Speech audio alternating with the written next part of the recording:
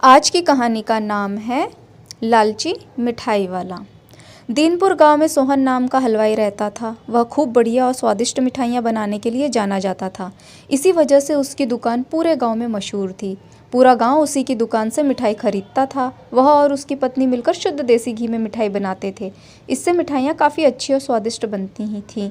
हर रोज़ शाम होते होते उसकी सारी मिठाइयाँ बिक जाती थी और वह अच्छा मुनाफा भी कमा लेता था। मिठाइयों से जैसे ही आमदनी बढ़ने लगी, सोहन के मन में और पैसा कमाने का लालच आने लगा। अपने इसी लालच के चलते उसे एक तरकीब सूझी। वह शहर गया और वहाँ से एक दो चुंबक के टुकड़े लेकर आ गया। उस टुकड़े को अपने तराजू के नीचे लगा दिया। इसके बाद एक नया ग्राहक आया जिसने सोहन के पास से 1 किलो जलेबी खरीदी। इस बार तराजू में चुंबक लगाने की वजह से सोहन को अधिक मुनाफा हुआ। उसने अपनी इस तरकीब के बारे में अपनी पत्नी को भी बताया, लेकिन उसकी पत्नी को सोहन की यह चालाकी अच्छी नहीं लगी। उसने सोहन को समझाया कि उसे अपने ग्राहकों के साथ इस तरह की धोखेबाजी नहीं करनी चाहिए, लेकिन सोहन ने अपनी पत्नी की बात बिल्कुल भी नहीं सुनी। वो हर रोज़ तराजू के नीचे चुंबक लगाकर अपने ग्राहकों को धोखा देने लगा।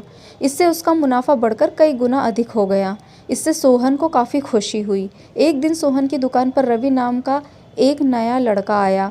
उसने सोहन से 2 किलो जलेबी खरीदी। सोहन ने इसे भी चुंबक लगे तराजू से तोलकर जलेबी दे दी। रवि ने जैसे ही जलेबी उठाई, उसे लगा कि जलेबी का वज़न 2 किलो से कम है। उसने अपना शक दूर करने के लिए सोहन से दोबारा जलेबी को तोलने के लिए कहा। रवि की बात सुनकर सोहन चिढ़ गया। उसने कहा, मेरे पास इतना फालतू समय नहीं है कि मैं बार बार तुम्हारी जलेबी ही तोलता रहूं। इतना कहकर उसने रवि को वहाँ से जाने के लिए कह दिया। सोहन मिठाई वाले की बात सुनने के बाद रवि जलेबी लेकर वहाँ से चला गया। वह एक दूसरी दुकान पर गया और वहाँ बैठे मिठाई वाले से अपनी जलेबी तोलने के लिए कहा। जब दूसरे दुकानदार ने जलेबी तोली तो जलेबी सिर्फ 1.5 किलो ही निकली। अब उसका शक यकीन में बदल गया था। उसे पता चल गया कि सोहन मिठाई वाले के तराजू में कुछ गड़बड़ है। अब उसने तराजू की गड़बड़ को सबके सामने लाने के लिए खुद एक तराजू खरीद लिया और उसे ले जाकर सोहन मिठाई वाले के दुकान के पास ही रख दिया।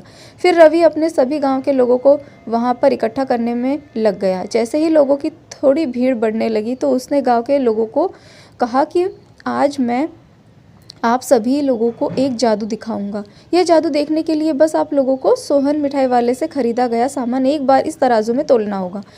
तब आप लोग देखेंगे कि कैसे सोहन मिठाई वाले के तराजू में तोली गई मिठाइयाँ एक इस दूसरे तराजू में अपने आप ही कम हो जाती हैं।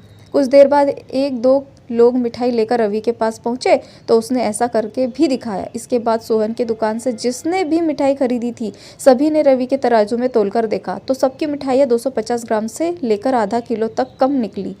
यह सब देखकर लोगों को काफ़ी हैरानी हुई। अपनी दुकान के पास ही यह सब होता देख सोहन मिठाई वाला रवि से झगड़ा करने लगा। उसने लोगों को बताया कि रवि यह सब नाटक कर रहा है। अपनी बात को सही साबित करने के लिए रवि सीधे सोहन मिठाई वाले का तराजू लेकर आया और तराजू में लगा चुंबक निकालकर सबको दिखाने लगा। ये देखकर गांव वालों को बहुत गुस्सा आया। सबने मिलकर उस लालची मिठाई वाले को खूब मारा। अब उस लालची मिठाई वाले को अपने लालच और उसके कारण की गई गलत हरकतों पर पछतावा हो रहा था। उसने अपने गांव के सभी लोगों से माफ़ी मांगी और वादा भी किया कि भविष्य में वो ऐसी कोई भी जालसाजी नहीं करेगा।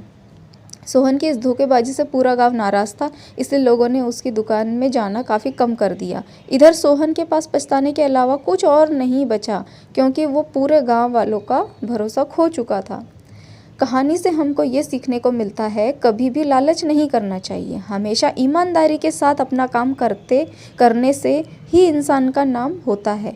लालच के चलते भले ही कुछ समय के लिए अच्छा फ़ायदा हो, लेकिन इससे इज्जत और आत्मसम्मान दोनों कम हो जाते हैं।